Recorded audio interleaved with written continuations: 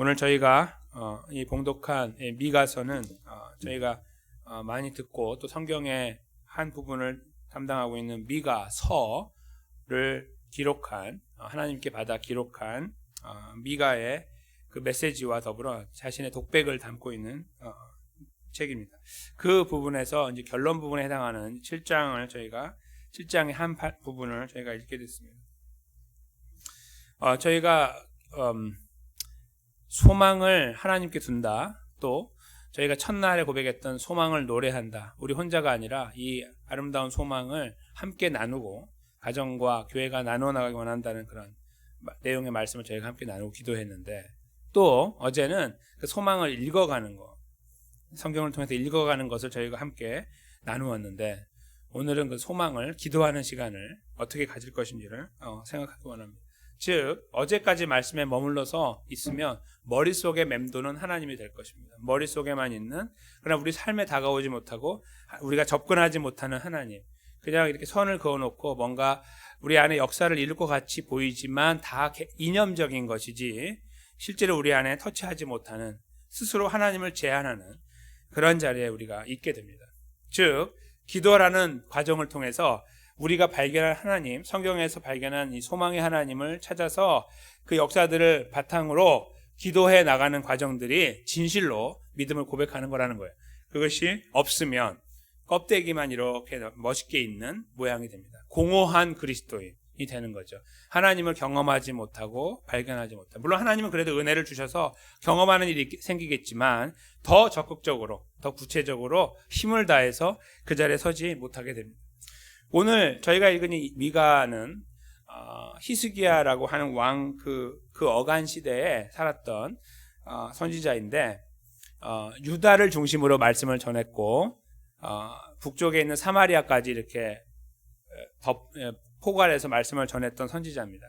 그런데 메시지가 아주 분명했어요. 이스라엘이 범죄하여, 정확하게 유다가 범죄해서 망하게 된다. 그 내용을 이제 전달한 겁니다. 그렇게 돌이키라고 했는데 온 나라가 썩었는데 하나님 앞에서 어떻게 썩었냐면 저 위에 머리부터 밑에 발까지 다 썩었다, 이렇게 말해요. 지도자부터 모든 백성까지 다 썩어서 하나님으로부터 등을 돌리고 더 이상 소망이 없어서 하나님이 이 상처를 다 도려내듯이, 이렇게 잘라서 버려야 되듯이 그렇게 치료하는 과정이 필요하다. 그걸 바로 심판으로 하나님이 우리에게 이렇게 주실 것이다라고 무서운 메시지를 전달하는 것이죠. 그런 다음에 그 전달이 끝이 아니라, 그런데 하나님께서 은혜를 주셔서 그 포로로 잡혀간 나라에서 다시 돌아올 것이다라고 메시지를 또 전달해줘요. 그래서 심판과 소망, 심판과 회복의 메시지가 동시에 주어지고 있어요. 그것이 모든 선지자들이 하나님으로부터 메시지를 받아 전달할 때 있는 가장 분명한 핵심적인 공통 분모였습니다. 즉 아주 심한 하나님의 벌이 있겠지만 하나님은 은혜로 회복한다, 이렇게 항상 그 마지막 부분에서 하나님 회복을 남겨두었던 것이죠. 오늘 미가 선지자도 이제 그런 역할을 담당해요. 그렇게 설명을 하고 우리도 그렇게 될 것이다라는 이야기를 합니다. 근데 그들에게 있어서 가장 중요했던, 그 하나님께서 지적하고 싶었던 가장 큰 문제는 이 기도를 하지 않고 하나님을 찾지 않는 그 돌아선 관계 속에서 나오는 자연적인 것이었는데, 그것이 바로 뭐냐면 이 어떤 형식적인 거에 얽매여 있었어요. 제가 예배 시작할 때 읽었던 바로 그 메시지입니다. 6장 8절 말씀입니다. 제가 읽어드리겠습니다. 다시 한번. 사람아, 주께서 선한 것이 무엇임을 너에게 보이셨다. 여호와께서 너에게 구하시는 것은 오직 공의를 행하고 인자를 사랑하고 겸손히 내 하나님과 함께 행하는 것이다, 이렇게 말씀합니다. 이것이 없었다는 말이겠죠. 첫 번째는 공의, 정의를 지켜나가는 거예요. 정의롭지 못한 지도자, 정의롭지 못한 사람들이 뭉쳐서 나라가 다 썩어 있는 나라가 됐고, 여기 두 번째 말하는 인자라는 거는 예수님을 말하는 게 아니고, 저희가 성경 신약에서 인자 쓸 때 그 인자가 아니라 인자함을 말하는 거예요. 사람이 하나님으로부터 인자함을 받았는데 자기는 인자하지 않은 거예요. 이게 받은 것을 자기만 가지고 있는 그런 모양들을, 인자를 사랑하며 이 인자를 사랑하는 것, 인자하는 것을 나누어 주는 것인데 그걸 하지 않았다는 것을 말하고 마지막으로 겸손하게 하나님과 걸어가는 것이다. 이렇게 표현합니다.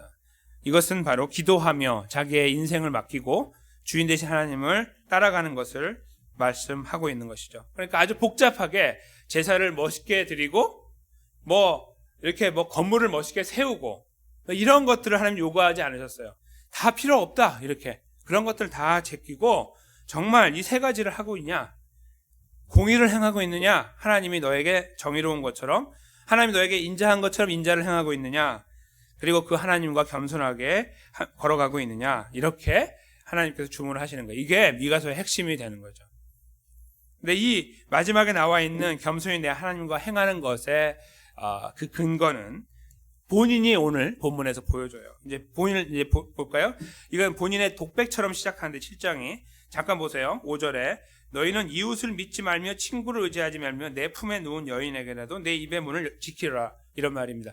이것은 가족 간의 관계를 끊어버리는 게 아니에요. 그런 것처럼 보이죠. 심지어 자기의 품에 누운 여인은 이제 저희가 생각할 때는 아내를 말하는 거고, 이거는 부부 간의 관계를 말하는 거고, 그 다음에 친구 간의 관계, 이웃 간의 관계를 말하는데 다 끊어버리라고 하는 것처럼 보여요. 더 나아가 가정으로 들어가세요. 6절에 보시면 아들이 아비를 멸시하고 딸이 어미를 대적하며 며느리가 시어머니를 대적한다.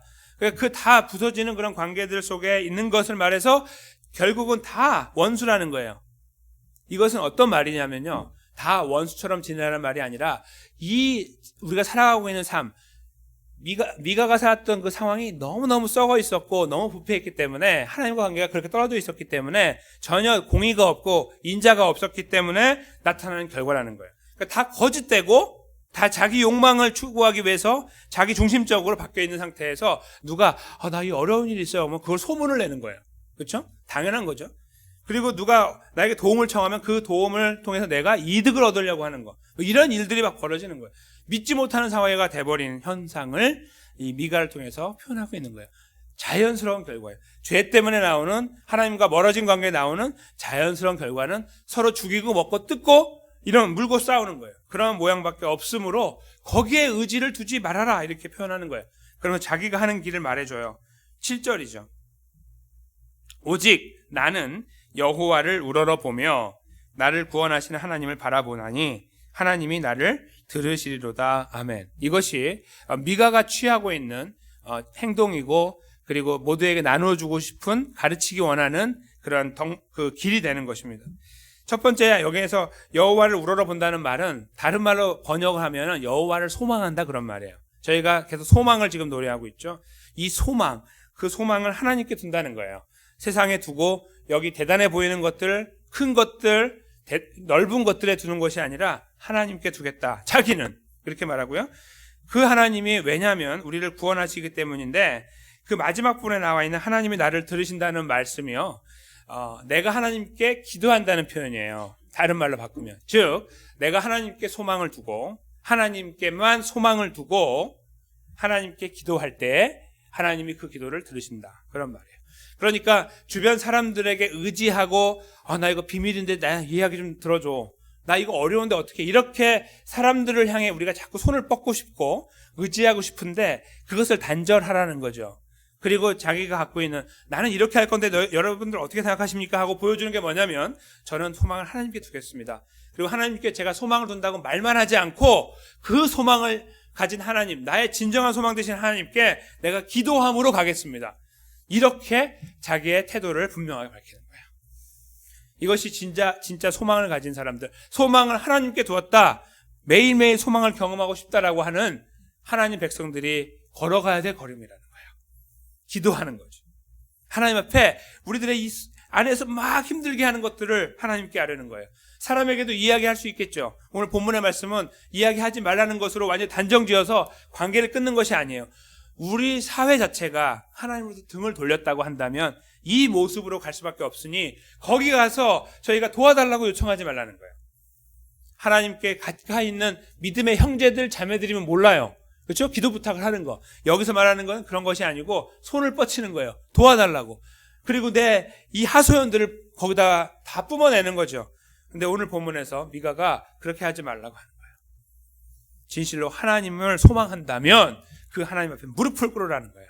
진실로 그 앞에 눈물의 기도를 드리고 하나님을 신뢰하라는 거예요. 바로 그것이 이 미가를 통해 하나님이 우리에게 말씀하신, 이건 미가의 고백이지만 결국 우리가 함께 나누고 공유해야 되는 믿음의 고백이라는 것을 알려주고 계십니다. 그렇게 할 때에요, 이 8절에 이렇게 말해요. 우리가 지금 망가지는 것처럼 보이고 다 무너지는 것처럼 보인다. 그러나 기뻐하지 말아라, 너희 원수들. 이 원수들은 나를 싫어하는 그냥 일반적인 원수가 아니라 정확하게 말하면 사탄을 말하는 거고, 정확하게 말하면 하나님의 백성으로 모습을 이루어가지 못하는 보편적인 사람들을 말하는 거예요. 아유, 저 어리석게 저렇게 기도만 한다고 그래 라고 말하는 사람들을 말하는 거예요. 주변에 그런 모든 사람들로 하여금 나 이렇게 망하는 것처럼 보이니 기뻐하지 마십시오. 왜냐하면 나는 엎드려져도 일어날 겁니다. 이렇게 말해요. 8절에. 그렇죠? 그리고 어두운 데 앉을지라도 여호와께서 나의 빛이 되실 것입니다. 그렇게 고백을 하는 거예요. 그 신뢰가 있고 경험이 있는 겁니다. 바로 그것을 미가 선지자가 사람들에게 선포하며 여러분들 우리가 이렇게 살아야 되는 거 아닙니까를 강하게 호소하고 있는 것입니다. 저희가 2022년에 소망을 매일 경험하기 원합니다. 그 소망은 세상의 소망이 아니라고 그랬습니다. 하나님이 우리같이 연약한 자를 향한 책임을 지시고 우리를 끝까지 책임지시고 우리에게 불쌍히 여기심을 부어주셔서 우리가 연약하고 부족하지만 우리를 끝까지 인도해 나가시는 바로 그것이 소망이라고 말씀드렸죠. 그 소망을 우리가 2022년에 매일 경험하고 싶어요. 어떻게 해요? 그것을 노래함으로써 더 나아가서 그것을 읽어나가면서, 그리고 마지막으로 읽어내서 머릿속에 꽉 차 있는 그 하나님의 역사에 대한 신뢰가 기도를 통해서 표현되어 나가면서 우리는 그 걸음을 걸을 수 있는 것입니다. 저는 사랑하는 성도님들과 제가 2022년의 걸음 속에 이런 역사들을 이루기 원합니다. 기도의 역사들을 어디에서요? 우리 삶의 현장 속에서, 매일매일 삶의 현장 속에서, 교회에서, 또 가정에서 걸어가는 걸음 속에서 하나님을 향한 신뢰를 분명하게 세워나가는, 어떻게 해요? 기도하며 세워나가는, 그래서 그 하나님의 역사 가운데 더 견고해지는 저희 모두의 걸음이 되시기를, 그 걸음 속에서 주님의 함께하심과 인도하심을 경험해 나가게 되시기를, 어둠을 뚫고 빛을 보이시고 길들을 만드시고 새롭게 하시는, 세워나가시는 회복의 역사를 경험하시는 귀한 하나님 백성들 되시기를 주님의 이름으로 간절히 축원합니다.